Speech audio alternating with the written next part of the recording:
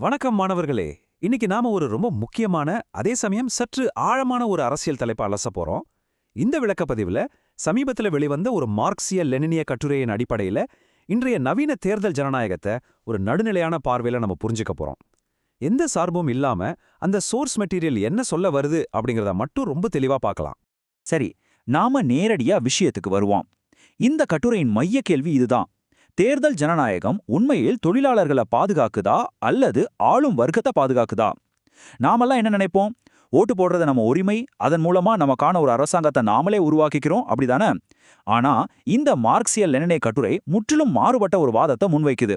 அதாவது, இன்றைய தேர்தல் அமைப்பு அப்படிங்கிறதே ஆளும் வர்க்கங்களின் அதிகாரத்தை தக்க வைக்கிற ஒரு கவசமா தான் செயல்படுதுன்னு அது வாதிடுது. அது எப்படின்னு ஒவ்வொன்னா பார்ப்போம். இந்த கட்டுரைய நாம 4 முக்கிய பகுதிகளா பிரிச்சு புரிஞ்சுக்க போறோம். 1. லெனினியமும் தேர்தல் ஜனநாயகமும். 2. நவதாராளமயத்தின் போக்கு. 3. சந்தர்ப்பவாத அரசியல். மற்றும் 4. மாற்று அதிகார கடமை. முதல் பகுதிக்குள்ள போகலாம். லெனினியமும் தேர்தல் ஜனநாயகமும். நாடாளுமன்ற முறைமை மேல மார்க்சிய லெனினியத்துக்கு கடுமையான விமர்சனங்கள் இருந்தாலும், இங்க ஒரு சுவாரஸ்யமான லெனினிய மேற்கோள கட்டுரை சுட்டிக்காட்டுது. தேர்தல்களை புறக்கணிக்காதீர்கள், ஆளும் வர்க்கத்தை அம்பலப்படுத்த அதில் பங்கேற்க வேண்டும். அதாவது, மக்களுக்கு இன்னும் இந்த நாடாளுமன்ற முறை மேல நம்பிக்கை இருக்கும்போது தேர்தலை சும்மா புறக்கணிச்சிட்டு வெளியில நிக்க கூடாது. மாறாக உள்ள போய் ஆளும் வர்க்கங்கள் கொண்டு வர மக்கள் விரோத திட்டங்களை அம்பலப்படுத்துற ஒரு மேடையா அந்த தேர்தலை பயன்படுத்தணும் அப்படிங்கிறது தான் இதோட வாதம். அப்போ தேர்தல்ல பங்கேற்பதன் இறுதி நோக்கம் ஆட்சியை பிடிக்கிறதான்னு கேட்டா இல்ல.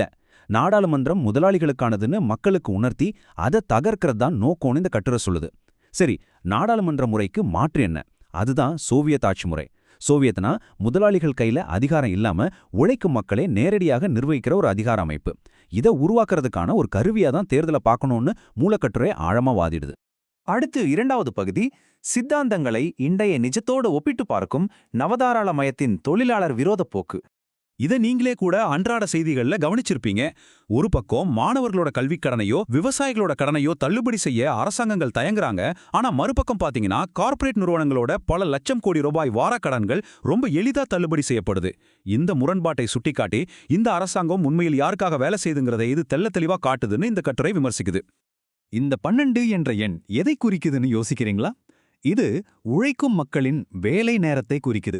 பல தசாப்தங்களா போராடி பெற்ற 8 மணி நேர வேலை உரிமைய இன்னைக்கு மக்களால் தேர்ந்தெடுக்கப்பட்ட பிரதிநிதிகளே சட்டத்தை திருத்தி 12 மணி நேரமா உயர்த்துவதற்கு முயற்சி பண்றாங்கன்னு கட்டுரை ஆணித்தரமா குற்றஞ்சாட்டுது. இது தொழிலாளர் உரிமைகள் எப்படி மெல்ல மெல்ல பறிக்கப்படுது அப்படிங்கிறதுக்கு ஒரு நேரடி உதாரணம். இந்த நவதாராளமய கொள்கைகளோட ஒட்டுமொத்த தாக்கத்தையும் கட்டுரை ரொம்ப சுருக்கமா பட்டியலிடுது. இன்னைக்கு தனியார்மயம் தாராளமயத்தால கல்வி, மருத்துவம் எல்லாமே ஒரு சேவைங்கிற நிலையிலிருந்து மாறி முழுமையான விற்பனை பொருளா மாறிடுச்சு. நிரந்தர பணி இல்லாம ஒப்பந்த அடிப்படையில வேலை, வாழ்வாதார உத்தரவாதமின்மை, இப்படி எல்லாத்துக்கும் இந்த நவதாராளமய கொள்கைகளே அடிப்படை காரணம்னு இந்த மார்க்சிய லெனினிய பார்வை வாதிடுது. 3வது பகுதி, சந்தர்ப்பவாத அரசியலும் போலி முழக்கங்களும். இது முக்கியமா உள்ளரசியல் சமரசங்கள் மீதான ஒரு விமர்சனம். இந்த கட்டுரை முன்வைக்கும் ஒரு ரொம்ப கடுமையான விமர்சனத்தை இங்க பார்க்கலாம். முதலாளிகளுடன் சமரசம் செய்து கொண்டு மே தினத்தில் தொழிலாளர் நலன் பேசுவது என்பது உழைக்கும் மக்களை ஏமாற்றம், பச்சை துரோகமாகும்.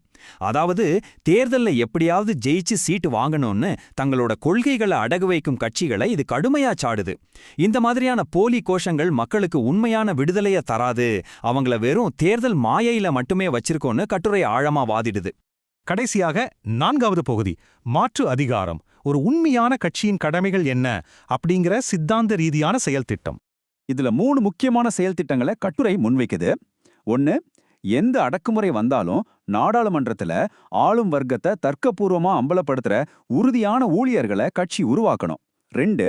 இந்த நாடாளுமன்ற ஜனநாயகத்தால தான் நமக்கு விடிவு காலம்னு மக்கள் நம்பிட்டு இருக்கிற அந்த மாயைய மெதுவா படிப்படியா தகர்க்கணும். 3. தேர்தல் களத்தையே ஒரு போராட்ட களமா மாற்றி உண்மையான மக்கள் அதிகாரமான அந்த சோவியட் வடிவ ஆட்சி முறைக்கான அடித்தளத்தை அமைக்கணும். இதுதான் ஒரு உண்மையான கட்சியின் கடமை. நம்ம விளக்கப்பதிவோட முடிவுக்கும் வந்துட்டோம். கட்டுரை முன்வைக்கும் ஒரு சிந்தனைக்குரிய இறுதி கருத்தை இங்க நாம பார்க்கலாம். உழைக்கும் மக்கள் தங்களின் உண்மையான எதிரிகளையும் உண்மையான நண்பர்களையும் பிரித்தறிய வேண்டிய தருணம் இதுவே.